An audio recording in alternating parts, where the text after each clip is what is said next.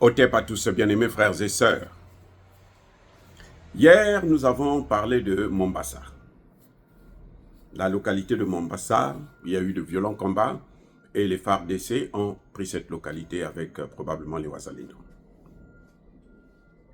Et hier, je vous ai dit, quand vous entendez comme ça, là, quand ils se battent fort là, pour un secteur, pour une localité, pour une ville, sachez que c'est la prochaine localité qui appartiendra aux Rwandais. Oui. Observez seulement les faits. Il y a eu de violents combats. Pendant longtemps, ils tergiversaient autour de Goma, machin, tout ça. Là. La finalité, quoi? Goma est tombé. Après, ils sont descendus vers Bukavu. On parle de Bukavu, ils avancent, Minova, machin, tout ça. Bukavu est tombé. Et quand ça tombe comme ça, c'est fini, c'est oublié à Kinshasa. Le président Tshisekedi lui-même a oublié ça. Maintenant, hier, quand ils ont parlé de Mombasa, qui a été sous contrôle, je vous ai dit, ne soyez pas heureux pour ça. Parce que c'est le malheur qui est en train de venir à Mombasa, là. Et Kamanyola. Où en sommes-nous aujourd'hui? Mombasa est encore, est aussi tombé. Donc, c'est comme ça qu'ils avancent. Il y a des traîtres, oui, mais ces traîtres travaillent pour qui? Ils ne travaillent pas pour Kagame, ils travaillent pour Tshisekedi lui-même. Les amis, le jour que vous allez comprendre ça, on saura demander des comptes à Tshisekedi. Pourquoi je dis qu'il travaille pour Tshisekedi lui-même? Les gens ont pleuré, les gens se sont agenouillés, les gens ont crié. Envoyez-nous ces hélicoptères, ces Sukhoi qui viennent bombarder ces gens-là, parce que nous, on n'est pas assez armés, eux, ils sont plus armés que nous. Parce que chaque fois qu'ils rentrent là, vous savez quoi? Ils prennent les armes de l'armée congolaise. C'est avec les armes que le Congo achète qu'on tue des Congolais. Il faut retenir ça. Ce n'est pas avec les armes qui viennent du Rwanda, non. Eux, ils viennent bras ballants, avec des petits fusils, des lance-pierres, des machettes et autres. Les armes, là, ils les trouvent sur place. C'est pour ça que lorsqu'il y a affrontement, chaque fois qu'il y a affrontement, vous allez voir, ils seront toujours KO. Oui, parce qu'ils ne sont pas équipés, ils ne sont pas armés. Ce qu'on dit là, GPS et tout machin, c'est faux, archi faux. Ils n'ont rien. Ils viennent, il y a la manipulation, les FARDC se retirent et eux, ils prennent les armes des FARDC. Donc, les armes que Tshisekedi achète là, en fait, il achète des armes pour le Rwanda. En tout cas, le peu qu'il y a. Alors, donc, hier, les gens ont crié, ils ont hurlé, tout machin, tout ça. Ce matin, finalement, ils se disent, bon, on va faire décoller les hélicoptères, les Sukhoi et autres. Regardez l'ironie du crime. C'est méchant ce qu'ils sont en train de... Ce que Kinshasa est en train de faire là, dans Goma, là, le jour que les gens vont comprendre ça, Tshisekedi va même être dilapidé. Les hélicoptères montent, les Sukhoi montent. Ça fait des tours, ça regarde. Pendant que les combats sont en train de se passer là, en bas, ils sont en train de voir. Ils ont circulé, ils n'attaquent pas, ils ne bombardent pas, ils repartent. Mes excuses. C'est horrible. Quand j'en parle, j'ai même la chair de poule. Les hélicoptères montent, les Sukhoi montent. Ils arrivent au lieu, ils regardent et ils s'en vont. Ils les laissent là. Mombasa est retombé. Vous comprenez? Mombasa est retombé. Et c'est comme ça que Kagame avance. J'espère que Tshisekedi protégera au moins la ville de Kinshasa parce que là, il y a son pouvoir. Mais en tout cas, les Rwandais, ils sont les bienvenus au Congo pour le gouvernement. Parce que si un gouvernement qui veut régler les problèmes doit regarder où est-ce que ça ne marche pas. C'est la première des choses. Bon, on s'assoit avec les généraux. Bon, qu'est-ce qui vous manque? Pourquoi vous n'avez pas fait ceci? Pourquoi vous échouez partout? Et les généraux vont te dire ça. Quand tu vois, bon, toi tu étais général à tel endroit, tu n'as pas réussi. Bon, tu t'en vas, on met quelqu'un d'autre. C'est ça un chef. Un chef ne gouverne pas par la pitié, avec la Bible dans la main. Non, si c'est comme ça, va à l'église catholique. Va à la cathédrale, même bien que l'église catholique, là, vous voyez, en Bongo, c'est le premier traître de l'État. Donc, bon, je ne sais pas. Mais en tout cas, ce qui est certain, les amis, Tshisekedi portera la lourde responsabilité d'avoir balkanisé le Congo. Comme il est très populaire, parce qu'il est très populaire en ce moment, c'est parce que les Congolais n'ont pas encore compris son jeu. Mais ce jeu-là, il va finir par être au grand jour. Moi, j'en parle comme ça. Je sais que bon, il y a beaucoup qui m'insultent. Il y a des gens qui m'insultent. Hein. Tu comprends rien, tu connais rien. Ok, il n'y a pas de problème. En tout cas, sur le terrain, ce que je dis là, c'est des choses que moi-même je vois. Nous observons tous. Sauf ceux qui ne veulent pas voir. Il n'y a pas plus aveugle que celui qui ne veut pas voir. Il n'y a pas plus muet que celui qui ne veut pas parler. Il y a des gens qui voient.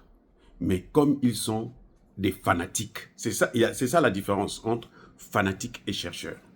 Comme ils sont des fanatiques, ils se font harakiri. Ils font tout pour ne pas croire que ça peut venir du président. Nous tous, on a été comme ça. Quand vous aimez quelqu'un, vous ne voyez pas ses fautes.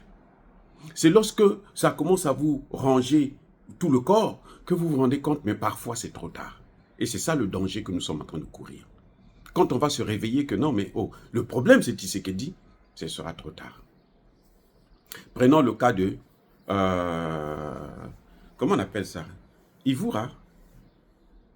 Il y a une localité là actuellement où le général qui est là, en fait c'est un Rwandais. Tshisekedi est tellement...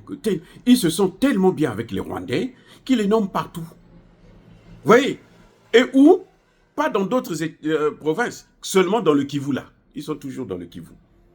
Ouvira, voilà, la ville en question c'est Ouvira. Le général qui est là, c'est un Rwandais. Nommé par qui? Par Tshisekedi. Vous n'allez pas me dire que c'est Kabila? Si c'était Kabila, mais Tshisekedi a le droit de le révoquer. Donald Trump, dès qu'il est arrivé, la première des choses, c'est quoi?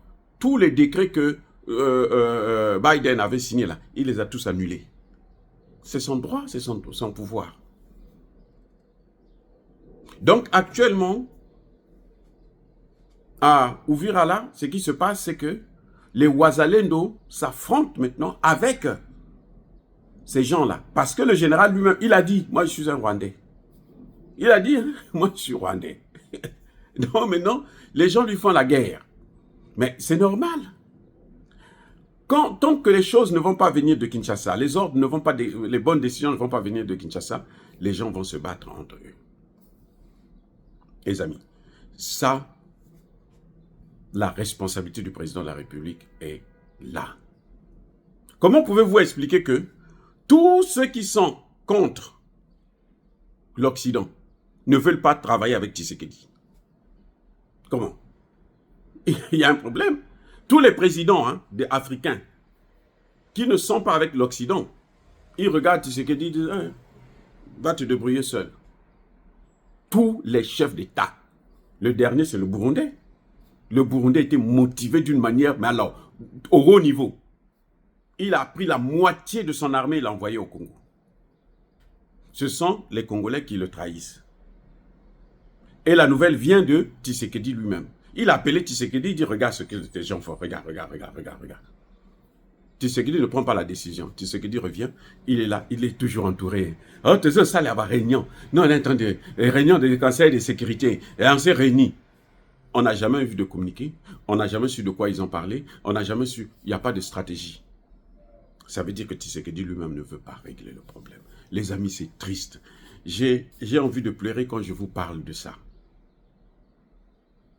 Il y a des gens qui ne comprennent pas, qui continuent à croire que Tshisekedi n'est pour rien. On accuse tout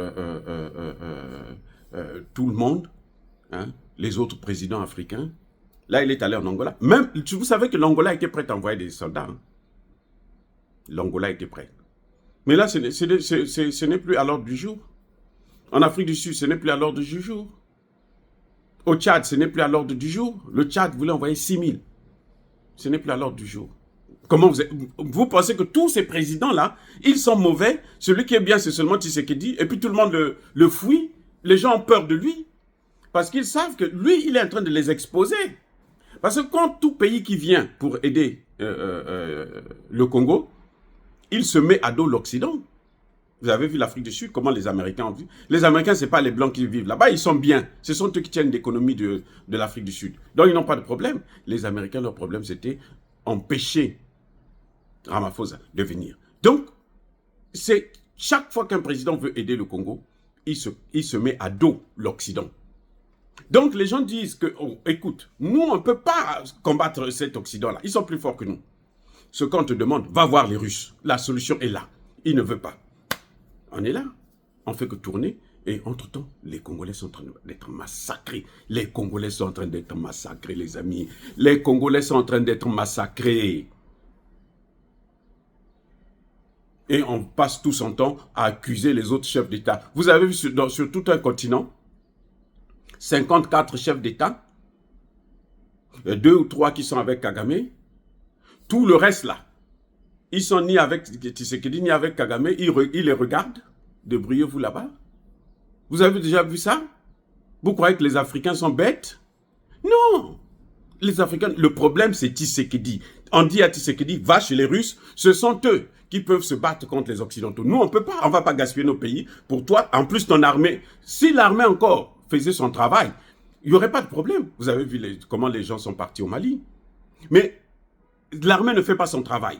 L'armée est corrompue. Et toi, tu sais que l'armée est corrompue, tu ne prends pas des décisions. Pourquoi d'autres gens vont venir se casser la figure à ta place? Tshisekedi veut seulement être le meilleur élève des Occidentaux. Ils veulent qu'il ait la palme d'or. Mais la palme d'or des Occidentaux, là, ce n'est pas la palme d'or d'Afrique. Quand tu es bien avec les Occidentaux, tous les Africains vont t'insulter, vont te critiquer. Tu ne pourras pas vivre encore tranquille sur cette terre des hommes. Croyez-moi, monsieur Tshisekedi. Vous faites ça parce que vous voulez être le meilleur élève que les Occidentaux vous disent, oh, vous avez vu ce qu'on a fait à Zelensky, non? Et c'est ça, hein? Zelensky, c'était ce qu'il voulait. Le premier ministre britannique, là, Brown, celui qui était parti à arrêter les négociations, il avait dit à Zelensky, tu seras un héros parce qu'on va dire que c'est toi qui as détruit la Russie. Où est-ce qu'il en est aujourd'hui? On ne le voit plus. Et les Européens, là, tous sont en train de le lâcher. Tous. Il est maintenant seul. C'est ce qui arrivera à Tshisekedi d'ici peu. Soyez bénis, abondamment bénis par le Dieu de Kémite et par nos ancêtres tranchilisés. Vive l'Afrique éternelle.